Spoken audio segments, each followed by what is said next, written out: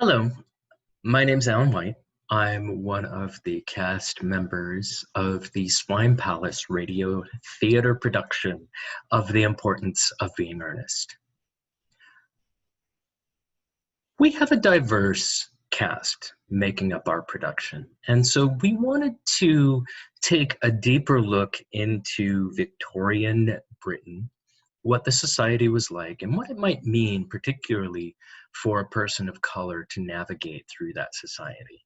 And so we found some very interesting research and facts that, particularly as Americans, we might not be aware of about Britain in the 1890s. And so this is an opportunity to share that research with you. With the presentation, Black Britons, a historical reference for the importance of being earnest. First off, you can't really examine Victorian Britain without thinking a little bit about where Britain came from during the 1700s in the previous period. Particularly, we're going to look at the late 1700s. It's a very important fact that some historians feel that the factory age begins in 1770. The factory age being when Britain moves largely to an industrial economy. And this changes a lot about the way Britons labored, earned, their living. And this starts people moving away from the farms and the countrysides and moving more towards the cities. Now, at the same time, in the 1700s, Britain was the largest dealer in African slaves on the face of the planet. Britain bought and sold more Africans than any other empire. Now, largely, the largest single purchaser of slaves was the British Navy.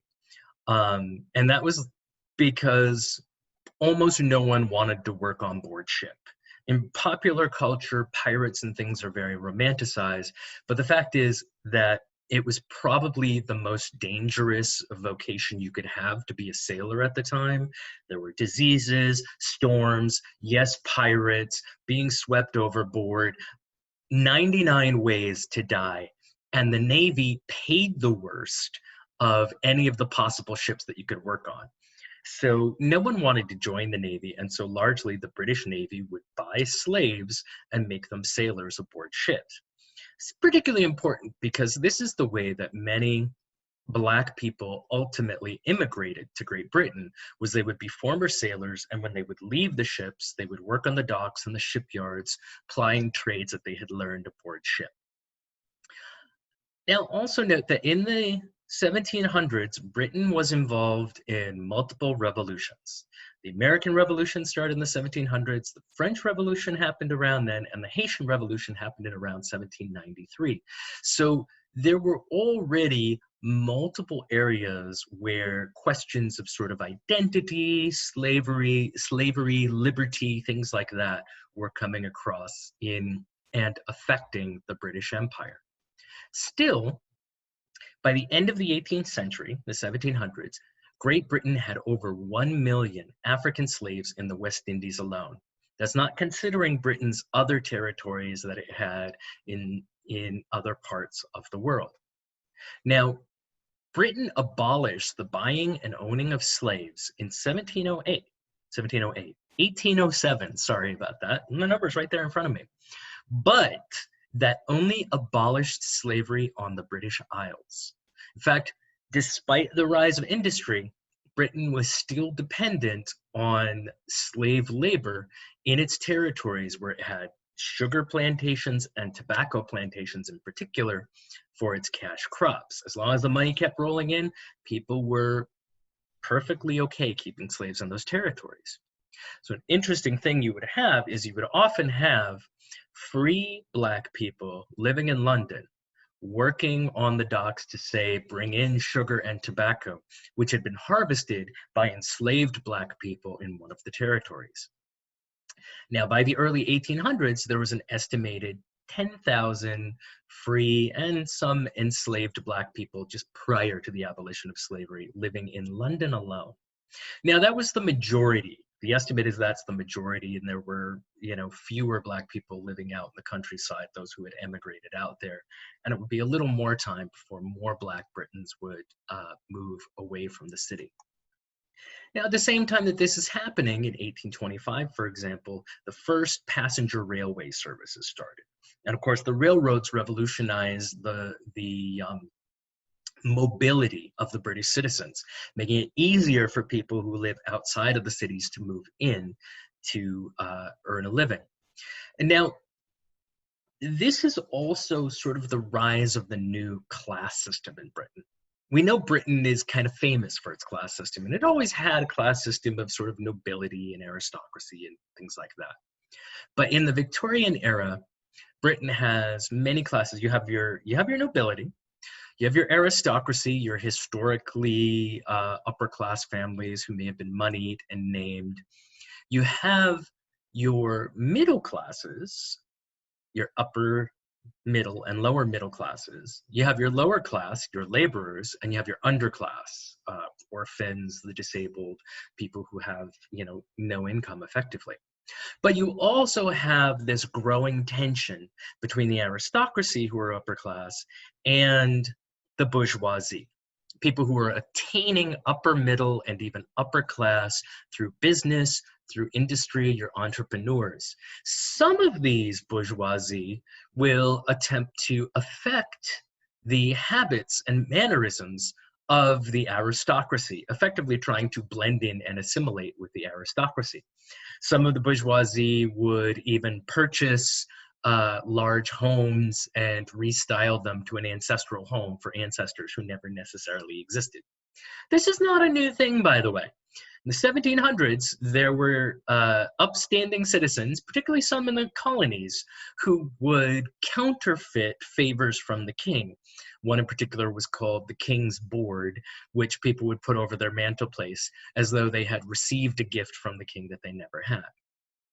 Now, also during this time, the Great Reform Act excludes women from voting in parliamentary elections, which gives rise to organized women's suffrage organizations. The first women's suffrage organization, the Sheffield Female Political Association, is founded in 1851, just a few years before Darwin publishes The Origin of Species, and the Importance of Being Earnest premieres in 1895. So bear in mind, as we were looking at this, particularly in terms of what did it mean to have Black actors navigating this world, if the characters in this play, some of the characters in this play, were Black people navigating the world of Britain. Slavery has been abolished on the British Isles for 88 years before The Importance of Being Earnest premieres. According to some historians, things like interracial marriage were actually pretty common in the 1890s, particularly among the lower class in Britain. Because of those many Black Britons who immigrated, the majority of them were men because they were former sailors, and that was a profession that was dominated by men. And there were not as many Black women in Great Britain as there were in men. And so among the lower classes, there were many marriages between white and Black Britons. Now, there were various professions that Black people had in Britain during the 1890s. These are just some of them. Blacksmiths, charwomen. There were a lot of valets and butlers. They were actually having a Black butler or a Black valet was considered very fashionable among the upper classes, so they were in high demand. There were pub owners, performers, salvage divers, clergy, and merchants. Now, as I mentioned, being a sailor or worker on the dock was a very common profession. Another one was the clergy. And there were many immigrants who were Black who came from the Americas and took positions as pastors and preachers because it was one of the places where they could have some influence on society. Many of the abolitionists, both advocating for British abolition and American abolition, would choose positions in the clergy so that they could take places. And these are just some images of some of the Black Britons of different classes. So we'll look at a few of the more notable individuals from the time. First off, there's Samuel Coleridge-Taylor, not to be confused with Samuel Taylor Coleridge. Samuel Coleridge-Taylor was a composer, and from 1875, was born in 1875 to interracial parents. I mean, it's very possible that he was lower class by birth, but he went on to become a professor at the Crystal Palace School of Music and was one of the most popular British composers right up until around the First World War. He toured Britain and the United States extensively, was received by President Roosevelt, and composed 82 pieces of music. Another interesting person, one of my personal heroes, is Ira Aldrige. Now, he was an actor who immigrated from the United States. He was the first Black actor to play Othello and many of the other leading roles in Shakespeare. Othello, Morocco, those characters were played by white actors in blackface prior to Ira Aldrige. He is one of only 33 actors to be honored with a bronze plaque at the Shakespeare Memorial Theatre in Stratford.